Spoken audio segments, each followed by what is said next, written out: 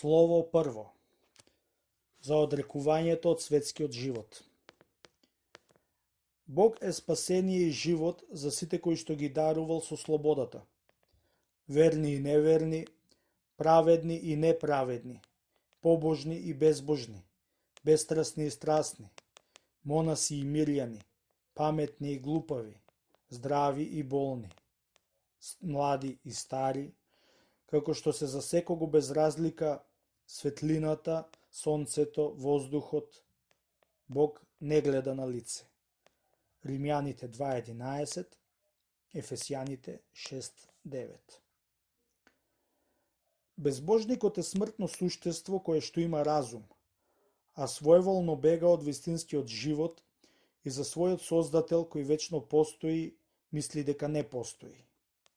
Престапник е оној кој што законот Божји го толкува според своето злоумие и смета дека верува, и покрај тоа што е обземен од богопротивно мислење. Христијанинот е верна слика на Христа, колку што е можно за човекот во зборовите, во делата и во мислите, со вистинска и непогрешлива вера во Пресвета Тројца. Боголюбец е оној што учествува во се што е природно и безгрешно и не пропушта според своите можности да прави добри дела. Воздржливец е оној кој што сред искушенија, стапици и метежи со сета сила се присилува да го подражава оној кој е далеку од сето тоа. Монах, тоа е ангелски чин и ангелски живот што се остварува во материјалното и валкано тело. Монахот е човек кој што се држи само за Божјите заповеди и зборови во секое време, на секое место, во секое нешто. Монах, тоа е непрестано принудување на природата и неуморно бдеење над сетилата. Монах, тоа е посветено тело, тоа се исчистени усни и просветлен ум. Монахот е преболна душа, постојано обземена со сеќавање на смртта, кога бдее и кога спие. Одвојувањето од светот е доброволна омраза кон она што луѓето во светот го фалат и одрекување на природата заради достигнување на надприродното. Сите кои што подготвено го отфрлиле она што му припаѓа на овој живот, секако го сториле тоа или заради идното царство, или заради мноштвото гревови, или пак од љубов кон Бога. Ако не биле раководени од ниедна од споменативе причини, нивното напуштање на светот е бесмислено. Но и во тој случај нашиот добар судија очекува да види каков ќе биде крајот на нивниот живот. Оној што го напушта светот, за да го отфрли од себе бремето на гревовите, нека се угледа на оние што седат на гробиштата надвор од градот. И нека не ги запира врелите горчливи солзи, ниту нечуниот лелек на срцето додека самиот него здогледа Исус како доаѓа да ја турне карпата на закоравеносто од срцето, за да го ослободи умот од врските на гревот, како што го ослободи Лазар. Јован 11.44. Заповедајќи им на своите послушни ангели, одврзете го од страстите и пуштете го да оди кон блаженото бестрастие. Инаку нема никаква полза од напуштањето на светот.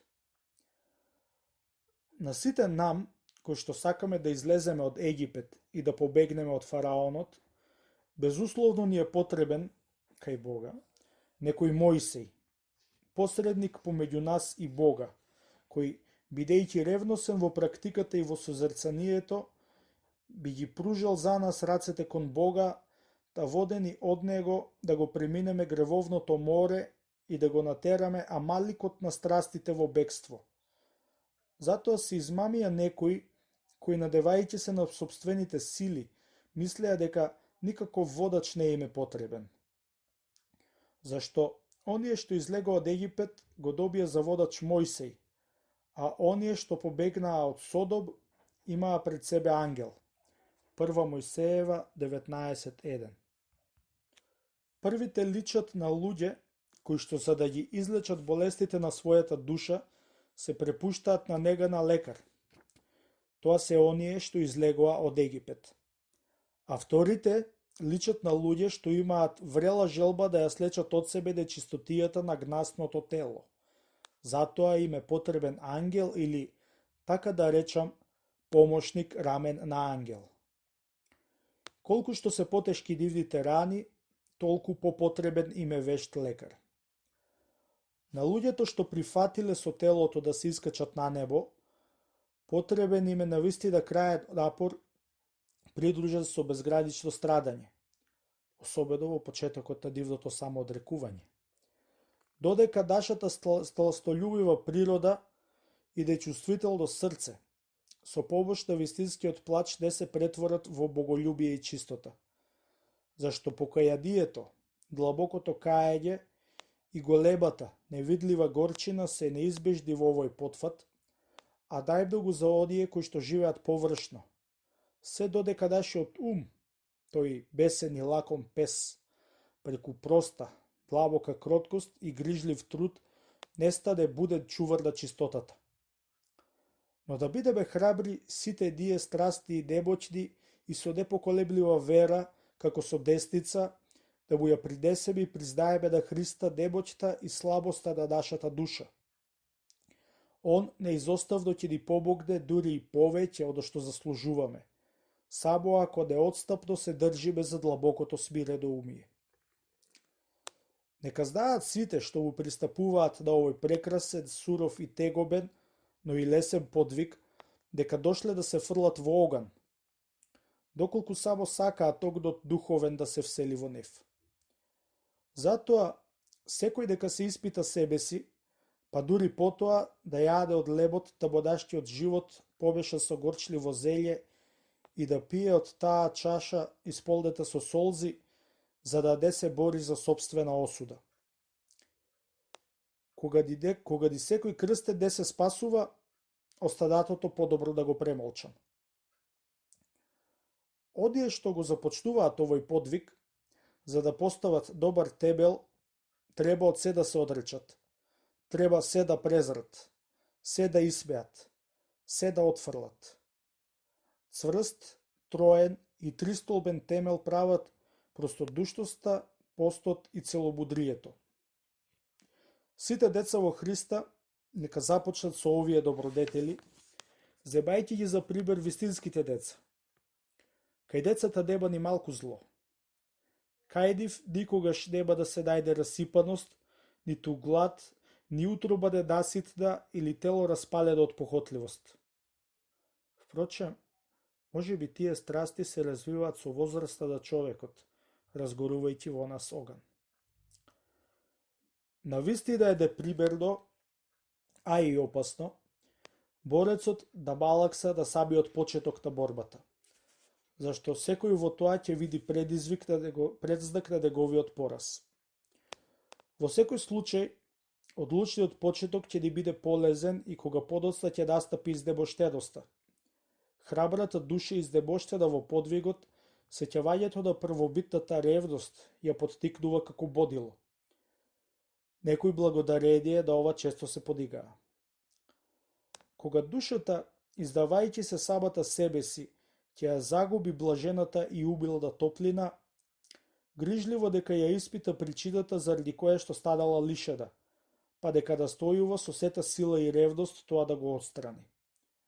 Таа топлина е невозможно да се врати поинаку, освен преку вратата низ која што излегла. Човекот кој што поттикнат од стравот се одрекол од светот, личи на запален тебјан кој во почетокот е миризлив, но потоа завршува чадејќи. Оној пак што го сторил тоа заради награда, потсетува да белнички камен кој постојано еднолично се врти. А човекот што го напушта светот заради љубовта Божја, веднаш во почетокот стекнува оган, а овој, како да е фрлен во некоја шуба, за миг прерастува во голем пламен. Постојат луѓе што градат на цврст тебел. Други без какови да е тебел подигаат столбови врз гола земја. А ги има и такви, на кои што, откако ќе пропешачат еден мал дел од патот им се загреваат жилите из глобовите, та чекорат побрзо. Тој што е пабетен, ќе ја разбере символичната поука. Да потрчаме сесредно да повикот на нашиот Бог и Цар, идаку, како што имаме кус век, би можело да се случи на денот на смртта да останеме без каков и да е плод, да загинеме од глад. Да му угодиме на Господа, како што војниците му угодуваат на царот. Уште од стапувањето во воената служба, од нас се бар да служиме совесно. Да се боиме од Господа, макар толку колку што се плашиме од зверовите. Сум видел луѓе што тргнаа во грабеж не боејќи се од Бога. А кога на она место слушаа лаеж да пес, веднаш се вратија. Она што стравот од Бога не можеше да го направи, го стори стравот на животното. Да го засакаме Господа, макар толку колку што ги сакаме своите пријатели. Често пати гледав луѓе кои што го навредија Бога и ни малку не се грижаа за тоа. А кога истите тие луѓе со некоја ситна работа ќе ги навредаа своите пријатели, ги употребуваа сите средства, се досетуваа на секој начин, се претрпеа, за се извинуваа и лично и преку роднини и со подароци, само за да ја обноват првобитната љубов. На почетокот на подвигот на одрекувањето од светот, добродетелите секако се стекнуваат со труд и мака. Напредувајќи понатаму, стануваме нечувствителни за тешкотиите или ги чувствуваме само уште малку. А кога ревноста наполно ќе обземе и ќе одвои нашата телесна природа, тогаш стекнуваме добродетели целите проземени од радоста, копнежот и божествениот пламен. Колку се за пофалба луѓето кои што веднаш на почетокот радосно и сесредно ги извршуваат заповедите Божи, толку се кутри оние што сиот свој век го минаа во подвигот извршувајќи ги добродетелите, но се уште со мака. Ни одрекувањата што се предизвикани од надворешни околности не се за подседување и осуда. Знам за некои кои што бегајќи неочекувано се сретнаа со царот, се приклучија на неговата свита, влегоа во дворецот и беа поставени на царската трпеза. Сум видел себе случајно паднато на земја како донесува напреден и изобилен род. Се разбира, можно е и спротивното. Сум видел и човек дојден во болница по некаква друга работа, а не за да се лечи, но бидејќи освоен од љубезноста на лекарот, му падна мракот од очите и се задржа на лечење.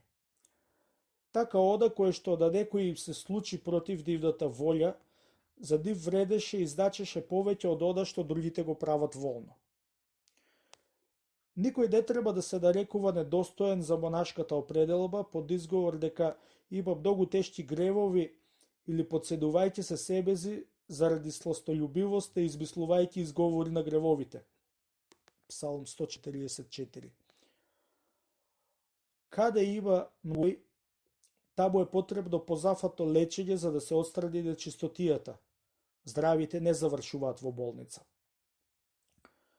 Кога би не повикало воземен цар со намера да не прими во својата лична служба, ние не би се двоумеле, туку со готовност би оставиле се и би поителе кај него. Затоа, да внимаваме кога царот над царевите, господарот над господарите и Бог над боговите не повикува во овој стебесен чин, тој чин, со својата лекомисленост и брзливост да него одбиеме, да останеме да големиот суд без оправдание. Може да оди човек врзан со врските на светските работи и грижи, но тешко. И оние на кои што дозете им се оковани, често пати мораат да одат, но постојано се сопнуваат и се здобиваат со ради. Неженет човек врзан за светот исклучиво со работни обврски, личи да оној кому само рацете му се врзани. Зашто, кога ќе посака да појде по патот на монашкиот живот, овие врски не го спречуваат. А оженетиот личи да роб кому му се оковани и рацете и нозете. Некој од одие што водат површет живот во светот ми го поставија оваа прашање. Како можеме да се приближиме до бадашкиот живот и покрај нашите жеди и работи и задолженија? И одговорив, секое добро дело што можете да го вршете го. Никого не да вредувајте. Никого не ограбувајте. Не лажете никого. Не правете се важни пред никого. Никого не мразете. Често посетувајте црквата. Бидете милосредни кон сиромасите. Не соблазнувајте никого. Не допирајте се до туѓи жени. Нека ви биде доволна вашата. Така ако постапувате, нема да бидете далеку од Царството Небесно. Да појдеме со радост и со страв Божи у овој прекрасен подвиг и да не се плашиме од нашите непријатели, зашто тие, иако невидливи, внимателно гледаат во лицето на нашата душа, па кога ќе видат дека се изменило од страв, уште посилно се устремуваат на нас, бидејќи забележуваат лукавите дека сме уплашени. Да се подготвиме храбро за борбата со нив, да усрдниот борец никој не спее да му се спротивстави. Со својата промисла Господ им ја олеснил оваа борба на почетниците, за да не се случи тие уште на самиот почеток да се вратат во светот. Затоа секогаш радувајте се во Господа сите слуги Господови, зашто во тоа се гледа првиот знак на љубовта Божја кон нас, и тоа дека Он самиот не повикал. Впрочем, познато е дека Бог прави и вака. Кога ќе види одважна душа, Он веднаш ја воведува во битка, зашто сака брзо да ја овенча со слава.